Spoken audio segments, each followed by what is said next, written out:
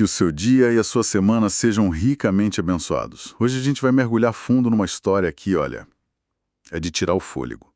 É um verdadeiro thriller de estratégia, coragem, tudo acontecendo nos corredores do poder. A gente está falando do capítulo 5 do livro de Esther, e a nossa missão aqui é tentar desvendar um pouco a mente dessa rainha que coloca a própria vida em risco, né, para tentar salvar seu povo. Ela vai se apresentar diante do homem mais poderoso do mundo, sem ser convidada. E para a gente ter a dimensão do peso desse momento, é bom lembrar do cenário todo. A gente está no coração do Império Persa. Esther é uma rainha judia, mas assim, ninguém na corte sabe disso. Ela e o povo dela acabaram de passar 3 dias jejuando, em desespero total. E o motivo é um decreto, né? Que foi arquitetado pelo grão-vizir Hamã, que basicamente ordena o extermínio de todos os judeus. Um genocídio. Então, o capítulo 5 é a primeira jogada dela nesse xadrez mortal. A grande dúvida é, quando ela entrar na sala do trono, o rei vai mandar executá-la ou vai pelo menos ouvi-la? Exatamente esse o ponto. A história começa no 3º dia. E a primeira atitude dela já é, assim, fascinante.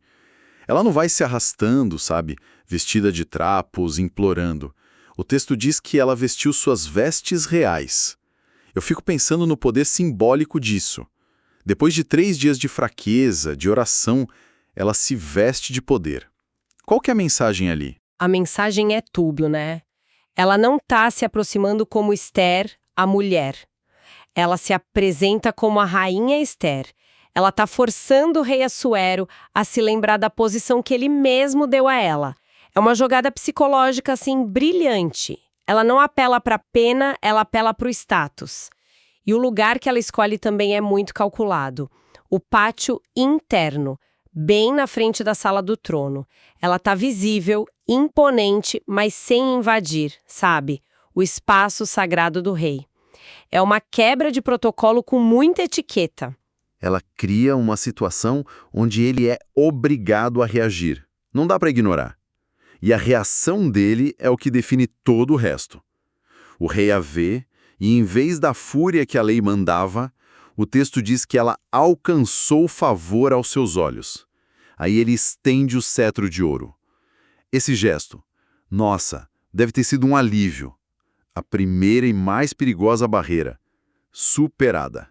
Ela toca a ponta do cetro e pronto, pode falar. E a reação dele mostra o quanto a estratégia dela funcionou. A abordagem visual, as vestes, a postura, tudo isso desarma ele. E a prova disso é o que ele oferece em seguida.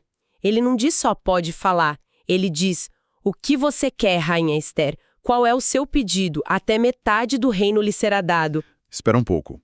Até metade do reino? Ele estava falando sério. Um imperador ia oferecer metade do império assim? Isso parece um exagero, né? É um exagero, mas um exagero com propósito.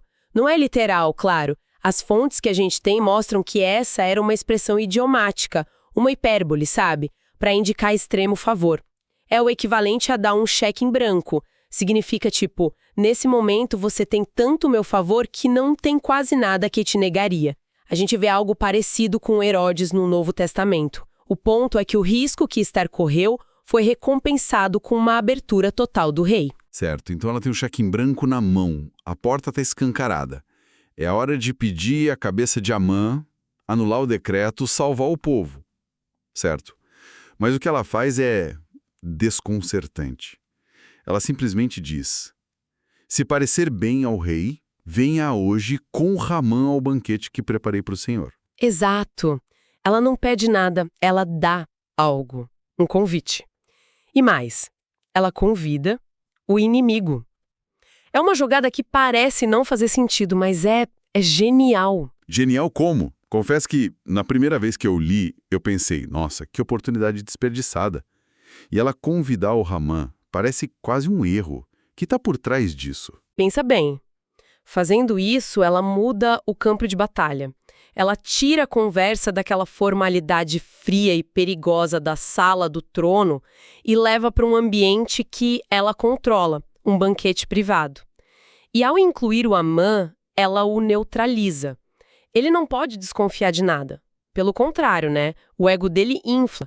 ser o único convidado da rainha junto com o rei. Para ele, a maior honra possível. E Esther está ganhando tempo e preparando o cenário perfeito. Entendi. Ela tá, cozinhando a situação, literalmente. E o rei, claro, aceita na hora. O texto diz que ele manda chamar Amã depressa. Eles vão para esse primeiro banquete, imagino a tensão, pelo menos para ela, só os 3, e no meio da festa, com o vinho, a curiosidade do rei ataca de novo. Ele insiste. Qual é o seu pedido? Pode pedir, eu dou. O que você quer? Até metade do reino eu faço. Ele tá ansioso. A curiosidade dele foi totalmente ebuçada. A abordagem dela foi tão incomum que ele sabe que tem algo grande por trás. Um banquete só para convidar para outro banquete? Não faz sentido. Ele renova a oferta, deixando claro que o favor ainda está de pé. E a Esther adia de novo. É inacreditável a frieza dela. Ela diz basicamente, meu grande pedido é que o senhor e Amã venham a outro banquete que eu vou preparar amanhã. E amanhã, sim, eu conto tudo. Que agonia! Por que esse suspense todo? Por que não resolver logo no primeiro jantar? Essa é a pergunta de $1 milhão e a resposta mostra a profundidade da estratégia dela.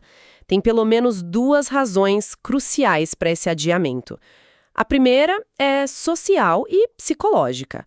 Ao oferecer não mais 2 banquetes, ela está acumulando honra sobre o rei. Ela o coloca numa posição de dívida de gratidão, sabe? Fica muito mais difícil para ele negar um pedido depois de ser tão honrado. Ela está preparando o humor dele para uma notícia que vai ser um choque. Ela está garantindo que ele esteja o mais receptivo possível. Faz sentido. Mas qual seria a segunda razão? Parece arriscado deixar passar 24 horas. Tanta coisa podia mudar. E é exatamente por isso que é genial. Esse adiamento de 24 horas cria um vácuo, um intervalo de tempo. E Esther, talvez por sabedoria, talvez por intuição, está apostando que nesse intervalo a natureza humana vai seguir seu curso, especificamente a natureza de Amã. Ela está dando corda para que o próprio Amã se enforque. Sem esse adiamento, os eventos cruciais que acontecem naquela noite, envolvendo o rei e Mordecai, simplesmente não teriam acontecido. Ela cria o palco para que a arrogância do inimigo se torne sua própria armadilha. Nossa, isso é jogar xadrez num outro nível. Ela não tá só movendo as peças dela, ela tá prevendo e usando os movimentos do adversário contra ele. Ok, então enquanto a Esther tá nessa calmaria estratégica, o que acontece com o Amã? Ele sai do primeiro banquete sem ter a menor ideia do que vem por aí. Pelo contrário, ele sai se sentindo o maior homem do mundo. O texto é bem claro. Ele saiu alegre e de bom ânimo. A autoestima dele tá na estratosfera. Ele é o grão-vizir, o homem mais poderoso depois do rei, e agora o único convidado para um banquete íntimo com um casal real. Ele chega em casa e a primeira coisa que ele faz é chamar a esposa, Zeres e todos os amigos. Ele precisa de uma plateia. É a necessidade de ostentar, né? E ele começa o discurso. É quase cômico o jeito que ele lista as próprias glórias. Olhem minhas riquezas, meus muitos filhos. Olhem como o rei me promoveu. E aí vem a cereja do bolo. E não é só isso. A própria rainha Esther não convidou mais ninguém para o banquete com o rei, a não ser eu. E amanhã tem mais. Ele se sente o centro do universo. Mas essa alegria é uma casca de ovo, finíssima. Toda essa euforia, esse ego, se desfaz num segundo. Ao sair, ele passa pelo portão do rei e vê Mordecai. E o texto detalha a afronta. Mordecai não se levantou, nem se moveu por causa dele. Uma das fontes que a gente analisou destaca que o verbo em hebraico para mover-se implica nem mesmo um tremor, sabe? Um mínimo gesto. Foi uma esnobada completa. E isso basta para estragar tudo. Toda a alegria do banquete, da honra, do poder, vai pelo ralo. A confissão que ele faz para a família em seguida é uma das coisas mais reveladoras que eu já li sobre obsessão. Ele diz com todas as letras: porém, tudo isso não tem valor para mim enquanto eu vir aquele judeu Mordecai sentado no portão do rei. É uma declaração assustadora. Ele está dizendo que toda a felicidade dele, toda a fortuna, o status, são anulados pela existência de um único homem que se recusa a validá-lo. O prazer dele não vem do que ele tem, mas da submissão que ele impõe. E a recusa de Mordecai corrói ele de tal forma que invalida todo o resto. A identidade dele é totalmente externa, depende do medo dos outros. É quase patológico. A gente vê isso hoje, pessoas que podem ter 1000 elogios, mas ficam obcecadas com um único comentário de um hater na internet e aquilo consome a vida delas. É o mesmo mecanismo. E a família dele, em vez de dizer, deixa esse cara pra lá, joga mais lenha na fogueira. Exatamente. A esposa, Zeréis e os amigos dão a ele a pior solução possível, mas a que o ago dele queria ouvir. Eles dizem, por que esperar?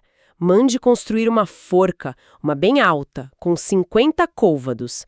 Amanhã de manhã, antes do banquete, você vai até o rei e pede para enforcar o Mordecai nela. Problema resolvido. E a altura não é um detalhe qualquer, né? 50 côvados. Quanto dá isso em metros? Pelos cálculos, dá algo em torno de 22 metros de altura. É um prédio de 7, 8 andares. Uma altura completamente absurda para uma forca. O objetivo não era só matar, era fazer um espetáculo. Era humilhar Mordecai de uma forma que toda a cidade pudesse ver. A altura da forca é um reflexo direto do tamanho do ego ferido de Amã. E é um monumento à própria arrogância. E o capítulo termina de um jeito seco e sinistro. A ideia agradou a Amã, e ele mandou fazer a forca. Ele vai dormir naquela noite achando que encontrou a solução perfeita. Vai se livrar do inimigo e depois ir para o seu jantar exclusivo. Ele acha que o plano dele é infalível. E é aí que a gente vê a ironia da história agindo em seu nível máximo. Amã, cego pelo ódio, achando que está no controle total, está, na verdade, construindo com as próprias mãos um instrumento da sua própria execução. Ele prepara o palco para a própria ruína, e a pressa que ele tem em matar Mordecai vai ser justamente o gatilho para sua queda. Então, no fim das contas, o que esse capítulo nos mostra são dois planos se desenrolando ao mesmo tempo. De um lado, a gente tem a Esther, com uma paciência, uma coragem e uma estratégia de longo prazo. Ela move as peças com uma calma impressionante. E do outro lado, a gente tem o Amã, com sua arrogância, sua raiva impulsiva e uma obsessão que o cega completamente. Ele é pura reação. Perfeito! O palco para o clímax está montado. Esther tem o segundo banquete pronto, a armadilha perfeita para revelar a verdade, e Amã tem sua forca de 22 metros pronta, acreditando que a vitória é só uma questão de horas. Os dois planos estão em rota de colisão. A tensão é máxima. É uma preparação de cena magistral, realmente. E o que fica para a gente refletir, eu acho, é um retrato poderoso que esse capítulo faz de Haman. É um estudo de caso impressionante sobre como o orgulho e a obsessão podem nos desconectar da realidade. Ele tinha tudo que alguém poderia sonhar: riqueza, poder, influência. Mas a recusa de um único homem se curvar envenenou tudo. Uma lição brutal sobre perspectiva. Exatamente. E a reflexão que eu levo disso é: quantas vezes as maiores ameaças aos nossos planos e à nossa paz não vêm de fora, mas de dentro? Daqueles pequenos ressentimentos, daqueles orgulhos feridos que a gente alimenta. Se não tomamos cuidado, eles crescem, consomem toda a nossa alegria e, no fim, nos levam a construir nossas próprias forcas. Que Deus abençoe a todos os ouvintes.